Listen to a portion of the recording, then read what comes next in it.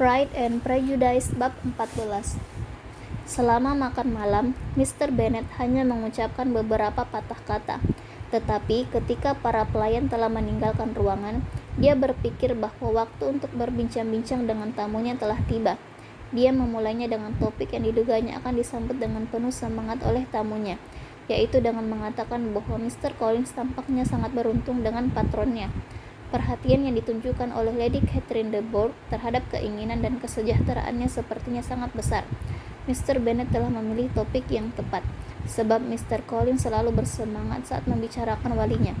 Topik itu memancingnya untuk keluar dari selubung kesyahduannya, dan dengan berapi-api dia mengatakan bahwa seumur hidupnya dia belum pernah melihat sikap semacam itu ditunjukkan oleh seseorang berkedudukan tinggi, kehangatan sekaligus ketegasan, seperti yang ditunjukkan oleh Lady Catherine.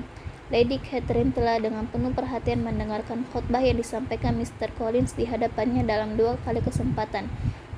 Beliau juga telah 2 kali memintanya makan bersama di Rosings, dan baru Sabtu silam dia diundang untuk bermain kartu pada malam hari. Banyak orang menganggap Lady Catherine angkuh, tapi hanya kehangatan dirinya lah yang dilihat oleh Mr. Collins. Beliau selalu berbicara kepadanya seperti kepada orang terhormat lainnya. Beliau tidak keberatan jika dia bergaul dengan para tetangganya atau sesekali meninggalkan jemaatnya selama 1 atau 2 minggu untuk mengunjungi kerabatnya. Beliau bahkan menasihatinya agar menikah secepatnya, asalkan dia berhati-hati dalam memilih calon pendamping hidupnya. Sekali waktu, beliau pernah mengunjungi pondok sederhananya, lalu merestui semua perubahan yang telah dibuatnya, dan bahkan menyarankan beberapa perubahan untuk kebaikan tempat itu, tentang penataan rak di lemari di lantai atas. "Saya yakin semua penataan itu sangat baik dan pas," kata Mrs. Bennet, "dan saya yakin beliau adalah seorang wanita yang sangat menyenangkan. Sayang sekali kebanyakan wanita berkedudukan tinggi tidak berperangai seperti beliau." "Apakah beliau tinggal berdekatan dengan Anda, Sir?" "Kebun pondok saya hanya dipisahkan oleh seriwas jalan dari Rosing Park, kediaman beliau." "Kalau tidak salah, Anda tadi mengatakan bahwa beliau adalah seorang janda, Sir. Apakah beliau memiliki keluarga?" "Beliau hanya memiliki seorang putri, ahli waris Rosings dan kekayaan yang teramat besar." "Ah," kata Mrs. Bennet menggeleng, "kalau begitu dia jauh lebih baik daripada kebanyakan gadis lainnya. Dan gadis seperti apakah dia? Cantikkah dia?" "Dia gadis yang sangat menawan." Lady Catherine sendiri mengatakan bahwa dalam hal kecantikan alami, Miss de Bourgh jauh melampaui perempuan tercantik sekalipun, karena gadis itu memiliki sifat istimewa yang menandakan bahwa dirinya berasal dari keturunan hebat. Sayangnya, kesehatan Miss de Bourgh yang buruk mencegahnya membuat banyak kemajuan dalam pengembangan bakatnya. Itulah yang saya dengar dari wanita yang menangani pendidikannya dan masih tinggal bersama mereka. Tetapi Miss de Bourgh sangat ramah dan sering mengunjungi kediaman sederhana saya dengan mengendarai kudanya. Apakah dia telah diajukan? Saya tidak ingat pernah mendengar namanya di antara para wanita kerajaan. Kesehatannya yang buruk mencegahnya berkegiatan di kota. Itu artinya, seperti yang saya katakan kepada Lady Catherine pada suatu hari, kerajaan Inggris telah kehilangan hiasan terindahnya. Beliau sepertinya menyambut pendapat saya itu dengan gembira, dan Anda bisa membayangkan bahwa kapanpun saya merasa bahagia jika dapat menyampaikan sanjungan yang selalu melambungkan hati wanita. Lebih dari sekali saya mengatakan kepada Lady Catherine bahwa putrinya yang memesona sepertinya terlahir untuk menjadi seorang doge, dan bangsawan tertinggi sekalipun akan merasa beruntung jika bisa bersanding dengannya. Hal-hal kecil seperti ini itulah yang menyenangkan hati beliau, dan saya dengan senang hati memberikan kepadanya. "Penilaian Anda baik sekali," kata Mr. Bennet, "dan Anda beruntung karena memiliki bakat untuk menyanjung dengan luwes.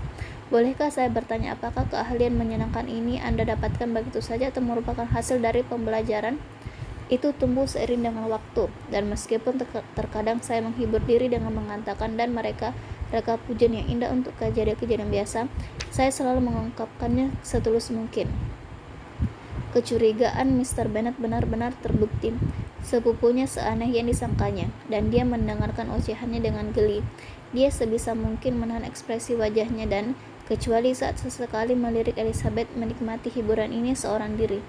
Namun, ketika waktu minum teh tiba, mereka telah cukup banyak berbasa-basi, dan Mr. Bennet dengan senang hati membawa tamunya kembali ke ruang tamu. Setelah waktu minum teh usai, Mr. Bennet dengan senang hati memintanya membaca untuk para wanita. Mr. Collins dengan siap mengiyakan, dan sebuah buku pun diberikan kepadanya. Tetapi setelah mengamatinya sejenak, karena penampilan buku itu menunjukkan asalnya, yaitu dari perpustakaan umum, dia menjauhkan wajah lalu meminta maaf dan mengatakan bahwa dia tidak pernah membaca novel. Kitty memandangnya dengan heran, dan Lydia memaki kaget. Buku-buku lain diambil, dan setelah menimbang-nimbang selama beberapa saat, Mr. Collins memilih sermons karya Fordyce. Mulut Lydia terenganga ketika pria itu membuka buku, dan sebelum dia membaca sepanjang 3 halaman dengan ketaksiman yang sangat monoton, Lydia memotongnya. Tahukah Mama bahwa Paman Phillips berpikir untuk memberhentikan Richard, dan jika itu terjadi, Kolonel Forster akan mempekerjakannya. Bibit menceritakan itu kepadaku Sabtu lalu. Aku akan berjalan ke Meryton besok untuk mendengar lanjutan kabar ini, dan untuk menanyakan kapan Mr. Denny kembali dari kota. Lydia diperingatkan untuk diam oleh kedua kakak tertuanya, tapi Mr. Collins yang merasa tersinggung menyingkirkan bukunya dan berkata, "Saya sering melihat betapa kecilnya minat gadis-gadis muda pada buku-buku berlabel serius, meskipun buku-buku itu ditulis untuk kebaikan mereka. Saya harus mengakui bahwa saya heran karena tentunya tidak ada yang lebih baik bagi mereka daripada pelajaran. Tetapi saya akan berhenti menceramahi sepupu muda saya." Kemudian sambil menoleh kepada Mr. Bennet, dia menawarkan diri untuk menjadi lawannya dalam permainan backgammon. Mr. Bennet menerima tantangan itu, melihat bahwa Mr. Collins bertindak sangat bijaksana dengan membiarkan anak-anak gadisnya mencari hiburan sendiri. Mrs. Bennet dan putri-putrinya meminta maaf dengan tulus atas interupsi dari Lydia dan berjanji bahwa hal itu tidak akan terulang lagi jika Mr. Collins mau membaca lagi untuk mereka. Tetapi Mr. Collins menegaskan bahwa dirinya tidak akan membosankan sepupu-sepupu mudanya. Dia juga berkata dia tidak menganggap tingkah Lydia sebagai penghinaan. Mr. Collins duduk di meja lain bersama Mr. Bennet bersiap-siap bermain backgammon.